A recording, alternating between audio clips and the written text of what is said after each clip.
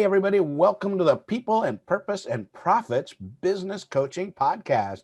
My name is Brian Bach, and my wonderful co host is. And I'm Kat. And it's about time. It's about time. Kat and I talked about this important topic, and that's time. We're going to talk about time management and what's important about time and how it feeds into your business, into your life as a solopreneur, entrepreneur, business owner, coach, consultant, or you got a team between 5 and 500 people. We want to help the hearts and smarts for you and your team so that way you can have a successful life and a great impact in your business. So, Kat, this was something on your mind is to talk about time. What kick us off? You know what? One of the biggest things that I've noticed with people struggle or their biggest complaint is I don't have time. And I don't know whether it's a subconscious thing or it's just this lifestyle that we're living right now where everything is so fast and we are so like we're pulled in so many directions that oftentimes people feel that they can't control their time wisely or they don't have time for the things that they want or they for the things that they would love to do in their lives, right? And I heard a concept a few months back, and it kind of got me thinking when we say time management. Do we really manage time, or do we actually manage a task or manage an activity? So I'm really curious to hear your thoughts on it because I know, like I said, from the mindset standpoint, there's a lot that goes into this whole time management, especially with creative people who say, well, really like to have a schedule, but a schedule is really what gives them the time to have like that creativity, the freedom that they want, and pursue the things that they would like. But it's almost counterintuitive for a lot of people. And when they understand that when you take time aside to block it, to create a schedule, to see where you're investing your time, to see what the time drainers are and so forth, you start recognizing that you have a lot of time, that you have the same amount of time that billionaires and all the successful people in the world have. It's just a matter of how you manage it. So I'm really, really curious to hear your thoughts. Right. Well, I got a bunch of them. I think the first thing that I want to open with is, when you are selling your service, and I see this most of the time in coaching, but it would be in consulting, and probably to a certain degree when you think about products, it when you think about objections, which is, here's the concerns why people aren't saying I'm going to buy now. Everyone think it's about cost. Like, can I afford it? Do I have the funds to do it? If I invest, will I make that back?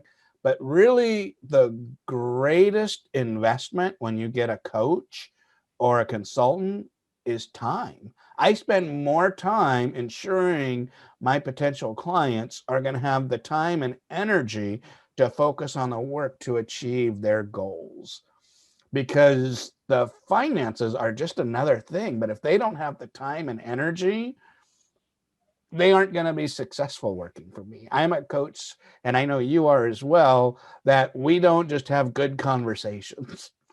Right. These conversations lead into actions that help people actually achieve what they dream of. And so that's why I want to bring that up to start with, because, and I said this in another episode, you can always make money. You can always make more money. You can't make more time. So time management is critical. And I was kind of going back and forth. Do we manage time or, and I think absolutely, because it's our most precious resource. And so we want to strategically use it wisely. The other thought I had, and this ties into it, but I think it's also about energy management, because what you need to do, you can have a great strategic, you know, I've seen these planners where they're broken out by 15 minutes. Mm-hmm. You can have all of that totally locked and dialed in, but if you don't match it to your natural energy flows, it's not going to be successful. It's going to be a piece of paper you ignore. And so to start with, I think it's important to realize what's the work to be done, make a list of work to be done, and then write down, does this energize me or not energize me? And then you also have to think about when are the right times of day for this kind of work. So as a creative person, I'm really creative about 7 at night. So my evenings are my creative time. My mornings are the get all my tasks done. I'm someone who believes in do the worst first, get rid of all the things I'm not looking forward to. So that way I reward myself with fun work. But I know other people like to be creative in the morning and then maybe put those worst things later. So I think part of that is recognize, yeah, the kind of work you have and where should it fit in the day. What are Yeah, your that thoughts that's about that? really, really powerful because I agree. We do have I am, and here's like, okay, let me take it like as my thoughts are like racing and they're like battling for like attention right now, because as you're saying that, I really do agree with the fact that we do have creative energy at different times in the day, and a lot of people are not aware of that, and Mhm. that in itself can save a lot of time. And this is where also a coach is super powerful, because what you may not be able to recognize in yourself, a coach can help you become aware of. And that can save you a lot of struggle, that can save you a lot of energy, because if you're constantly doing the same thing over and over again, and you're feeling exhausted and you're not seeing any improvement, then getting an outside perspective can be very powerful, and that in itself, like I said, it saves you time and energy.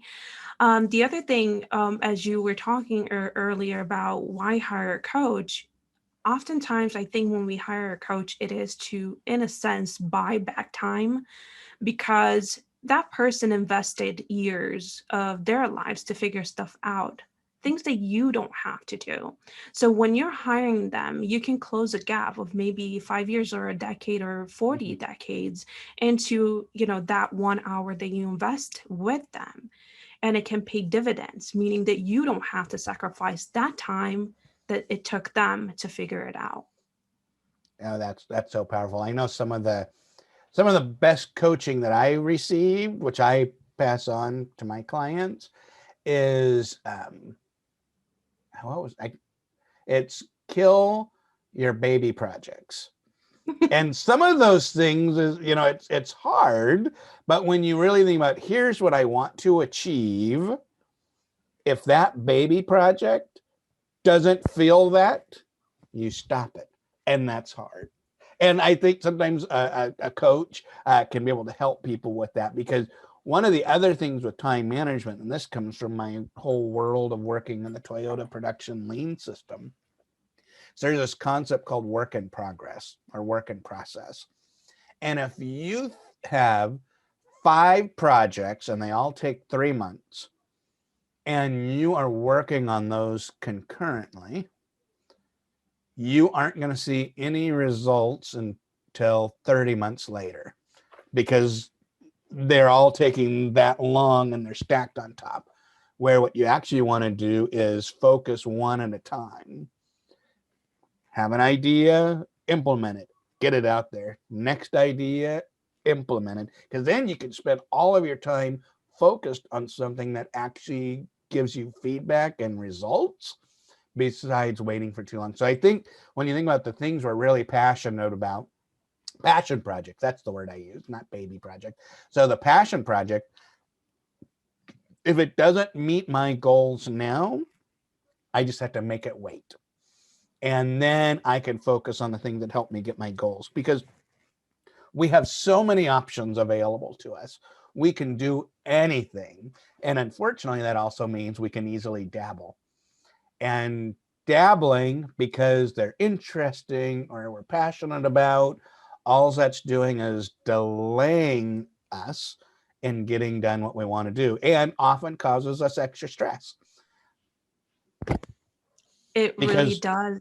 yeah, And as you're talking, I'm thinking of, is fear a time drainer?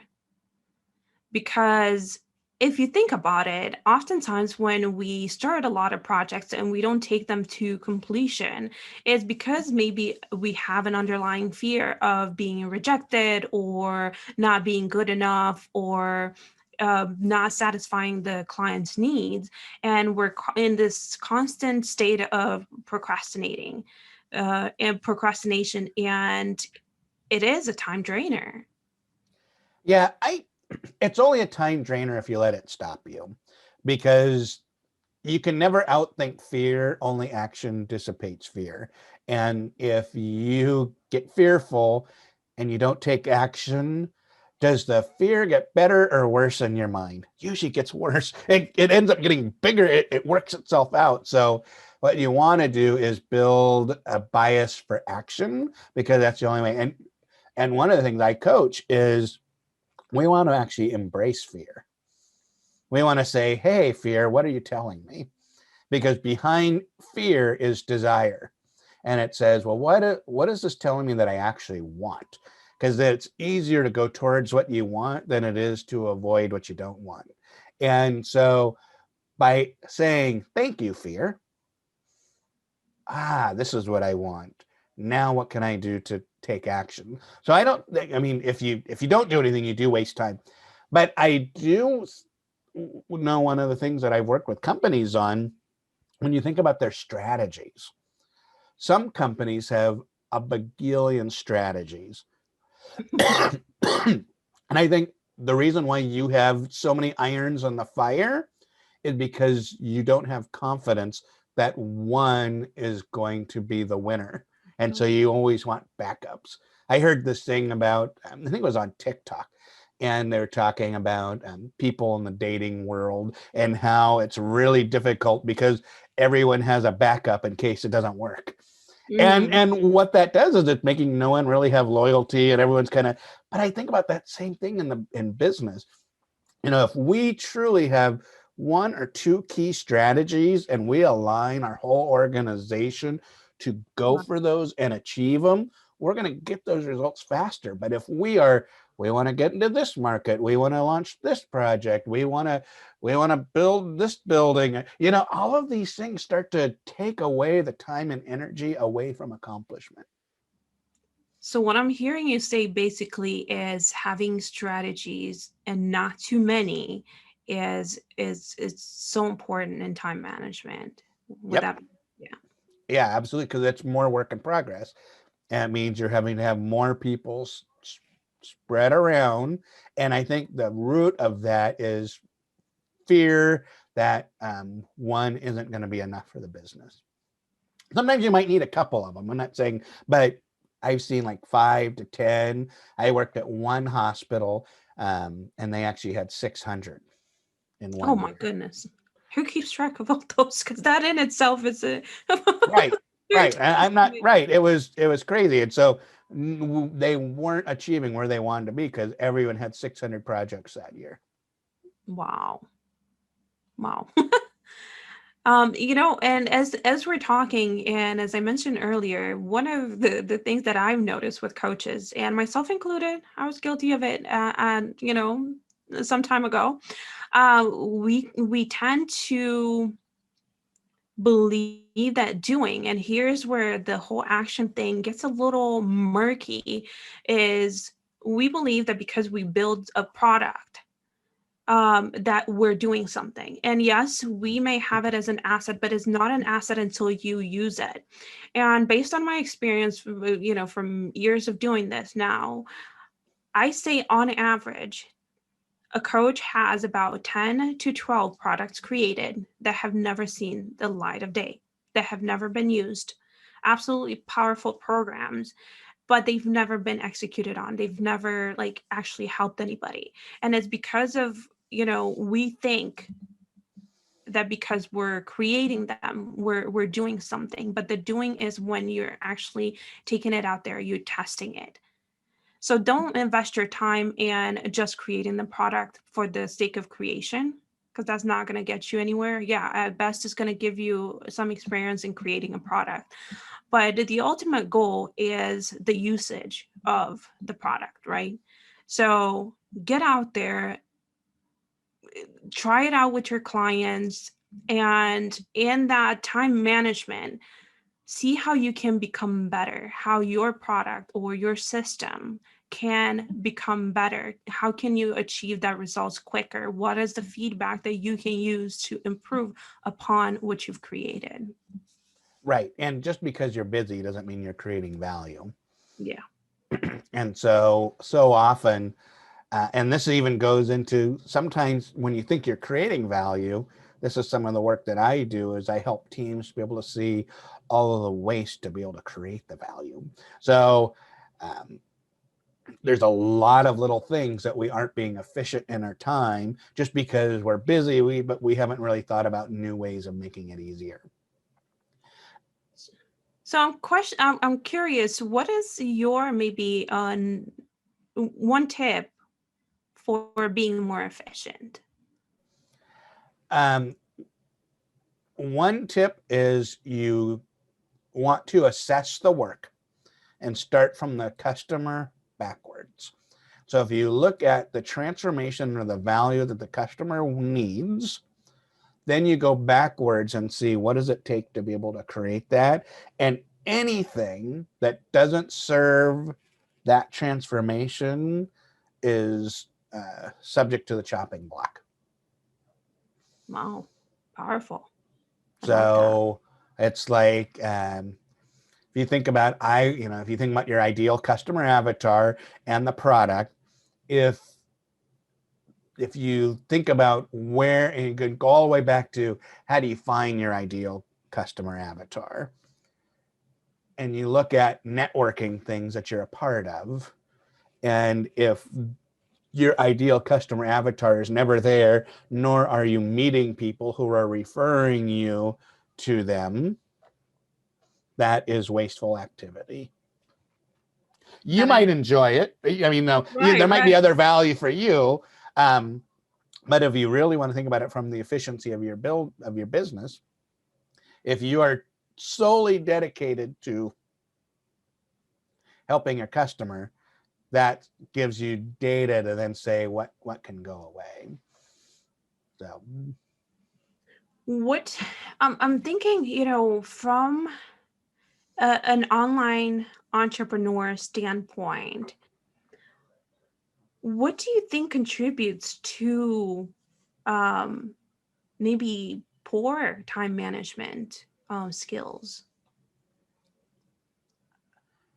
the first thing that comes to my mind, and this is something I struggled with, and I saw such a marked difference when I started to do this, and that is you aren't talking to potential clients. So that means you are creating things in a bubble. You're being creative for Yeah, your own creative sake, and then you're putting exactly. stuff to market and you're seeing tumbleweeds go by. It's so much different when you talk to people. And like one of the offerings that I'm working on now is being able to help um, entrepreneurs replicate themselves from a quality perspective, because so many entrepreneurs, and this is right, is no one's going to care about your business as much as you do. Mhm. However, that entrepreneur can easily collaborate with their team on here's the quality and the expectation, so that way they could produce and be successful. Because I met many entrepreneurs who they give it to someone, you do it, then they review it, and they're having to red market to make it Mhm. to their standards. Doesn't feel good for the entrepreneur, and it doesn't feel good for the person making the work. And so by helping that, all focused on what do people actually need, and I only learned that from talking to potential clients to see this is a real need. Yeah. And that definitely, I think, talking to your clients and talking to um, potential clients, because oftentimes, you know, we might not know exactly where we're at. It helps realize where our strengths are, and it helps us determine how we can help these people, especially for people who are starting out. And I say, you know, be flexible, because sometimes the idea that you start with might not be the one you end up with, right? Yeah, exactly. And that would be a waste of time. And that's why Very. having it directly, you're going to be closer to the mark by doing that process. The other advice I want to give folks, and this is so important. Have you heard of Parkinson's law? Maybe sounds What, familiar. so that is things take as long as the time given to it. Yes, yes, yes. So if you're telling someone that, you know, this needs to be done in 2 hours, they'll only take 2 hours. If you say it's 2 weeks, then they'll take 2 weeks. Yep. So number one with that is give yourself an end time. Most people don't say, I'm going to work on this, but they never say, I'm going to be done with this offer, this website, my outreach calls. And so they take forever because you never know what good looks like from a timing perspective. And then the other one is whatever time you picked, I want you to artificially make it shorter. You might run out of time, but that's okay. Like if you think, oh, this is a 2-hour project, I want to challenge you to say, give yourself an hour and a half. My experience, about 80% of people actually get it done in an hour and a half. And they do a better job too. Yeah. It's almost, you know what this makes me think is of the athletes who, like, throughout the entire game, they kind of play of a lot, like a pretty lousy, you know, game. And then within the last, you know, 90 to like 30 seconds, they just, you know, go for it. They give it their all, and they end up, you know, turning the game around. And it is because of that laser focus and that time pressure Yep. that, you know, gets them to bring their best, to do their best, to know their what they're going after, to just like it brings all the energy, the focused energy into, you know, a single task. Yeah, it's huge. And then I think when you create this, and I'm going to share another tip, is focused work. So I have one of these, and for those in the audience that can't see, There you it's go. a little tomato timer. I love the Pomodoro technique. Do you use the Pomodoro technique, or you know what that is? I may know it, but I don't know it by Oh, name. okay, sure. So the Pomodoro technique is like 20 or 25 minutes of uninterrupted focused work. Mm-hmm. And then you take like a 5-minute break, and then you set it again. And there's apps that work well, but it's kind of fun to have the actual original tomato timer. Pomodoro is tomato and Italian. So, um, so yeah, I think having that dedicated work will let you be more effective because we have so many distractions. Turn off all your dang notifications, set boundaries, let people know when the Pomodoro's going, don't talk to me unless it's an emergency, because we can be so easily pulled, especially if it isn't work we enjoy. You know, like some coaches might love, I mean, we all love the coaching aspect, but maybe the marketing aspect and creating content isn't as fun. So we look for distractions. Oh, I got a distraction. Yay. So really give yourself that focus. So I think if you do a Pomodoro and that focused deep work, and you give yourself, you think about the Parkinson's law, and you give yourself specific time until you're supposed to be done, or at least done with a section, you know, like if you're going to do a marketing campaign,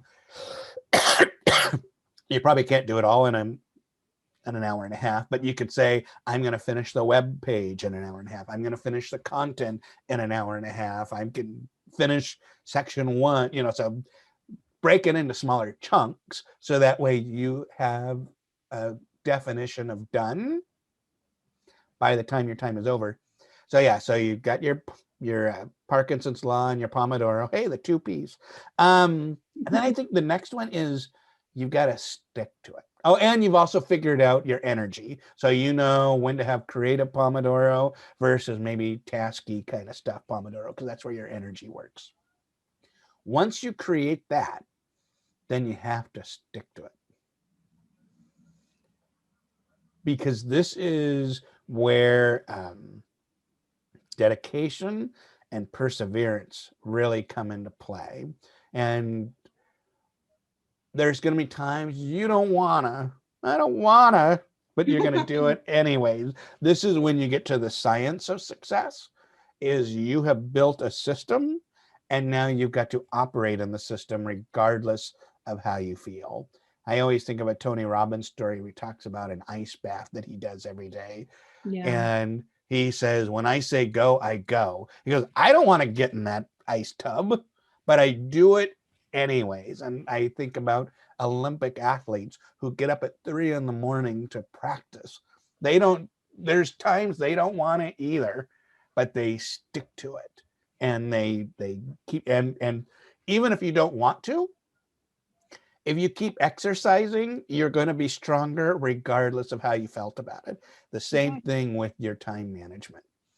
And it becomes a habit, and once that becomes a habit, you no longer think about it, and it's a second nature. It's actually something that you get pulled towards. And I really love the strategies that Brian shared, because they're really, really simple, but don't dare take their simplicity, and mistake them for ineffectiveness, because it's actually something that based on the studies and based on the way that I work, that I really do follow those principles. And it's beautiful because they set you up in the right frame of mind. Because once you start setting up that timer, your body gets trained to sit down and to focus on task. And it may be challenging in the beginning. It may seem like you're working against yourself, but once you do this once and twice and 3 times, it's just like you're training a dog, right? At first they don't want to go by what you say. They're going to rebel against it, but you remind them. And then a great thing to do, especially when you're working with things that you may have resistance to, is to bring in a reward. So maybe in those 5 minutes that you have, like you said, work for 25 dedicated minutes, and then take 5 minutes, do something that will raise your energy, maybe put on a song, maybe, pat yourself on the back, have, a quick chat with someone you love, do something that puts you in a good mood, and watch what happens and how much more creative and effective you are in the next block of time. Because honestly, what we promote and what we celebrate become things we look forward to. And we when we lessen that resistance, watch how much more effective you'll be with your time. For sure. You also made me think of something I was going to say earlier, and this is good for your self-reflection, or here's something that a coach can really help you at. And it's something that I coach on, which I call predictable creativity. When I work with creatives, a lot of times they're like, well, I just got to wait until it moves me. And I can't tell when I'm going to get that inspiration. You actually can. You can, once you work and you figure out what are the conditions that give you inspiration, you can do them over and over again. I think about in theater, no one cancels a show because the actor isn't feeling creative. Like, they find a way to do it. And I have a friend that's an artist, and they actually have a ritual that they do where they lay out their paints and brushes and the canvas in a certain way. And just that ritual is what gets them in the mindset of creativity. And when I was an actor, I would always begin my character by figuring out their walk. And so I knew if I did my walk, I'd get into that creative space. And so I think when you think about the Pomodoro, and you say, I'm going to be creative at this time, is what's the condition? What is the environment? Do you need to listen to a song that triggers that in you most times? Do you need to be in nature, or do you need to see something else creative to get inspired? So you can make that part of your rituals. So that way you get into that space faster. Right. And think of how much time you save, instead of actually waiting for something to happen, you create the space and you create the mindset and you become uh, an endless well of resources, right? Because it's no longer a chance, is on demand. I Yep. love that. It's huge. And we need that creativity in our business. Now, how do we serve better? How do we understand our customers better? And how do we have that creativity? Because we understand them. We have the empathy with our customers. So that way, all of our time and energy is towards serving and making their lives better. Because success is helping other people get what they want. So the better we understand what people want, the better we can put all of our time into a system that produces more of that. Powerful. Well, another thing that would save you a lot of time is, have you ever loved a show and you had to remember what was the name of the show and you had to search and see, is a new episode of that show out?